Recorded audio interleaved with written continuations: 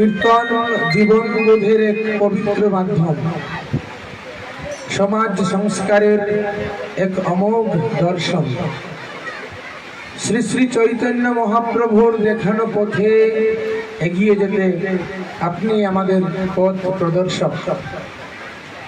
হরে কৃষ্ণ মহামন্ত্রের রসাস্বাদনে আপনার জীবন হয়ে উঠুক অমৃতময়। হে কৃষ্ণ প্রেমী, কীর্তনের প্রতি আপনার শাশ্বত প্রেম এবং অনুরাগ, অকৃত্রিম যাপন আমাদেরকে মুগ্ধ করেছে। আপনাকে সম্মানিত করতে পেরে আমরা ধন্য।